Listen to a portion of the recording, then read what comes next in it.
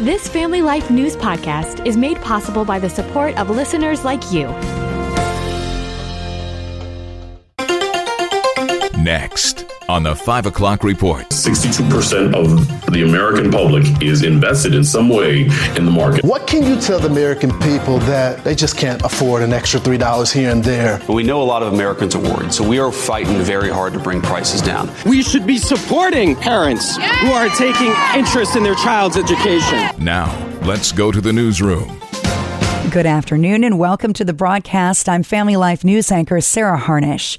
The world is recalibrating trade after Donald Trump's tariff talk yesterday. Here's Canada. They were all unjustified, unwarranted. And Britain today. The national interest is to continue our negotiations for a deal with the U.S. The stock market not happy. The Dow down nearly 1,700 points. Usually Main Street is separate from Wall Street, but consider this, 62% of the American public is invested in some way in the market, either through 401k or an account on an online trading account or so forth. So mainstream America is feeling this, absolutely. Kelly O'Grady of Money Watch. Investors, I think, were taken a little bit aback because we thought that this was going to be on the lower side. And then some of those numbers, like a 46% tariff on Vietnam, was higher than expected. Vice President J.D. Vance did an interview last night with Fox with a message from the White House. What can you tell the American people that they just can't afford an extra $3 here and there? We know a lot of Americans are worried, so we are fighting very hard to bring prices down.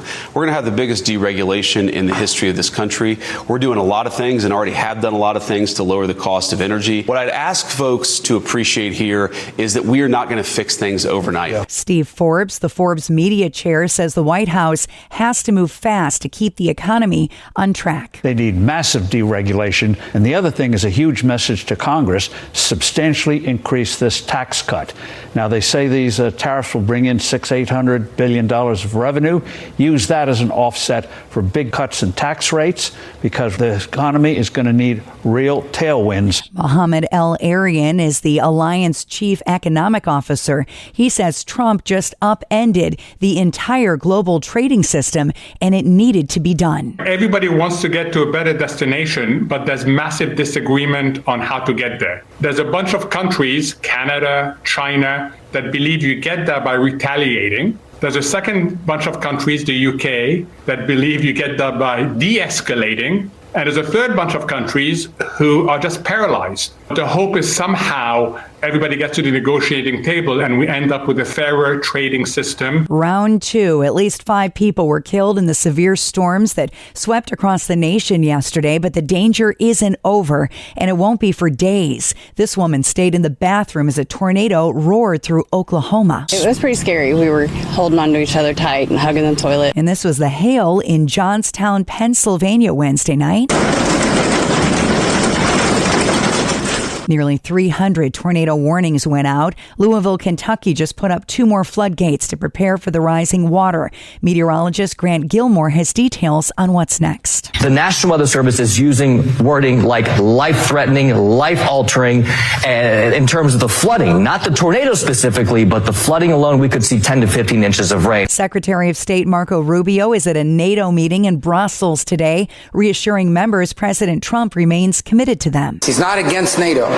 He is against a NATO that does not have the capabilities that it needs to fulfill the obligations that the treaty imposes upon each and every member state. Meanwhile, at the Pentagon, an inspector general will investigate Defense Secretary Pete Hegseth's use of a signal chat to discuss airstrikes in Yemen. CBS reporter Christopher Cruz. It follows weeks of calls by congressional Democrats and some Republicans who had demanded a probe into why Hegseth and other senior national security officials used the Signal app and how a reporter was inadvertently included in the chat. Hegseth has denied allegations that he disclosed classified information. Showdown. Hundreds of homeschoolers rallied again today in Chicago against proposed new state homeschool regulations that could land a parent in jail if they don't follow curriculum advice from the state. We should be supporting parents who are taking interest in their child's education. We should be praising these parents. We should not be making it more difficult for them. And a female fencer who did not want to compete against a man at a regional event in Maryland took a stand by taking a knee. Stephanie Turner from the Fencing Academy of Philadelphia took a knee and forfeit rather than fence against transgender opponent Redmond Sullivan. She tells Fox News, "It's happening in every sport and at every level, and there's really no option to go around this when there are extremists who take up positions within the authoritative body of the USFA. So I have very little option other than being forced to fence." She told a tournament referee, quote, "I'm sorry, I cannot do this. I am a woman, this is a man, and this is a women's tournament. This is what happened after." My opponent was a little bit confused, thinking that I was maybe hurt. And I said, "No, I am refusing to fence you because I'm a woman and you are a man. I have much love and respect for you, but I will not compete against you." Still to come on the 5 o'clock report, more gun regulations from New York Governor Kathy Hochul. Josh Shapiro isn't happy with the Trump tariffs and saying no to Elon Musk, a bill in Pennsylvania that would prevent billionaires from paying voters. Those stories after weather with Kevin Williams. The call for tonight, and the breeze will subside. It'll cool down. Skies will end up partly cloudy to occasionally clear in parts of western and central New York. A little more of the way of cloud cover in Pennsylvania with a spot of rain or drizzle there. Low temps 40s. For tomorrow, fair amount of sunshine in New York, fair amount of cloud cover in Pennsylvania with high temperatures mostly in the 50s. And it's rain arriving on Saturday, cloudy too with high temps generally mid-50s to the middle 60s. All right, Kevin, checking the stories making news where you live across New York and Pennsylvania. New York Governor Kathy Hochul just signed 3 bills into law this afternoon to rein in gun rights in the Empire State. The first is adding pistol converters to the definition of rapid-fire modification devices, also strengthening the warnings that gun dealers must provide to customers about the risks of firearms. And the third is refining how credit card companies track purchases at gun dealerships. She insists the laws created under her watch have led to a safer state. Here's the data I want you to know. It's brand new data. In 2025, shootings are down 53% year to date over the pre-pandemic peak or the pandemic peak of 2022, which is when I took office. Murders are down about 40%. That is extraordinary. In 2022, the U.S. Supreme Court struck down Hochul's Bruin case on concealed carry weapons. Her law required individuals demonstrate a proper cause for carrying a handgun in public. The High Court ruled Americans have a right to carry guns in public for self-defense. Pennsylvania Governor Josh Shapiro is blasting President Trump's tough new tariffs on more than 180 countries worldwide. This tariff war that he is starting, this button that he is pushing, is going to have one effect, and that effect is to drive up costs on consumers and businesses throughout Pennsylvania at a time where we can't afford that. Speaking at a brewery in Bethlehem, Pennsylvania, Shapiro called the tariffs reckless and dangerous. Meanwhile, there was a protest on the Peace Bridge near Buffalo yesterday against the tariffs on our neighbor to the north, Canada. This is the most important relationship that we have as a country, the longest undefended border in the world.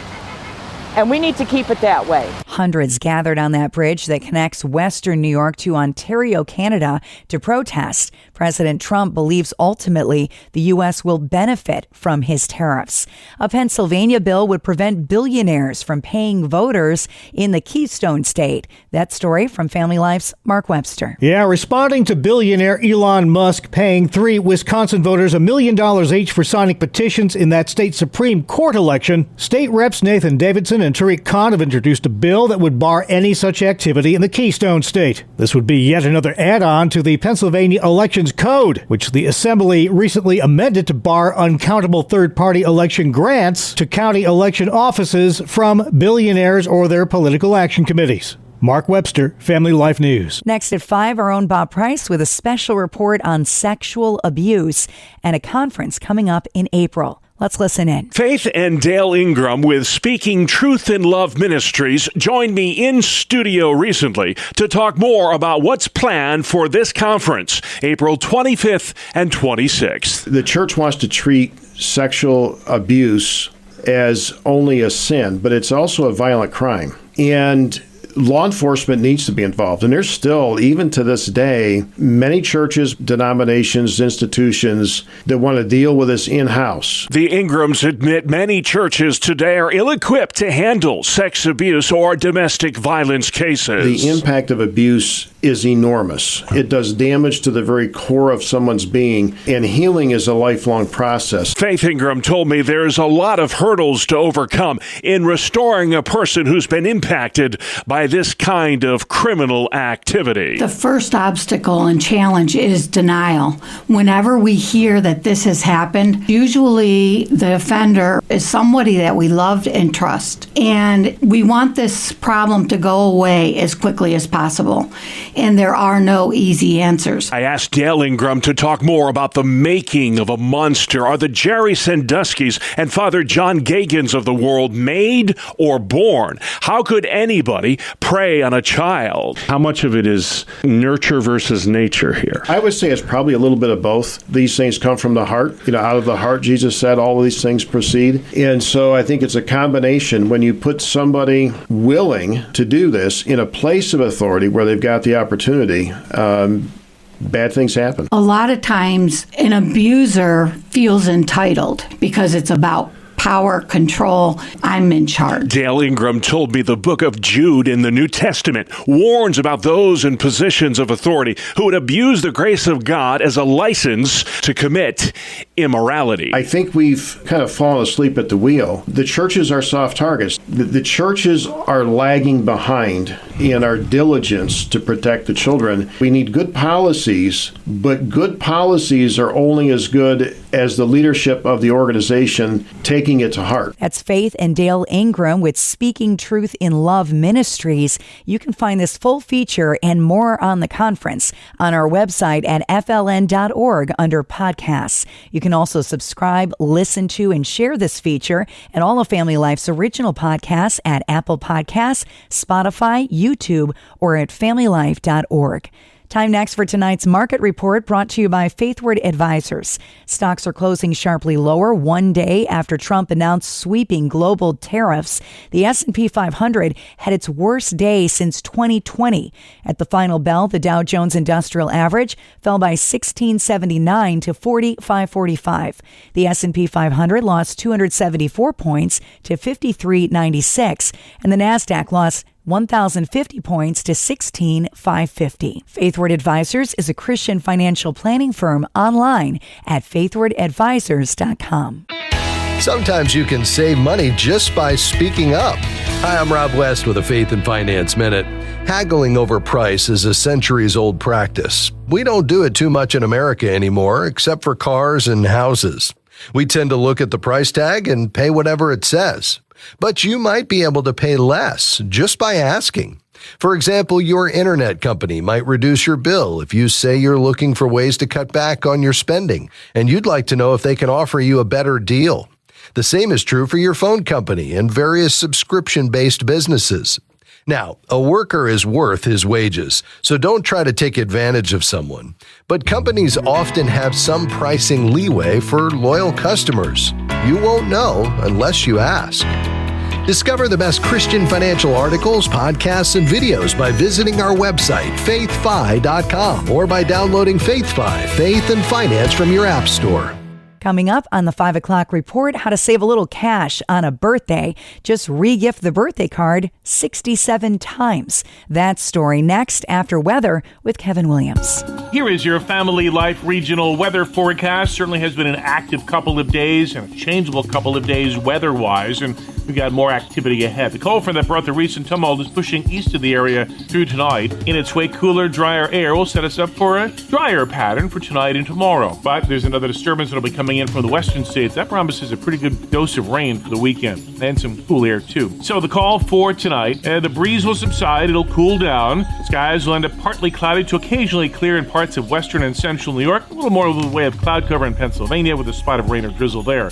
Low temps 40s. For tomorrow, fair amount of sunshine in New York, fair amount of cloud cover in Pennsylvania with high temperatures mostly in the 50s. And it's rain arriving on Saturday, cloudy too with high temps generally mid-50s to the middle 60s. Thank you, Kevin. Finally at 5, regifting at its finest. The birthday card that's been regifted 67 times. Pat DeReamer and Mary Wheaton met as kids in Indianapolis during World War II and became fast friends. Mary gave Pat a card on her 14th birthday and tells WLKY they've been sending it back and forth to each other ever since, 81 years and counting. We never said we're going to do this.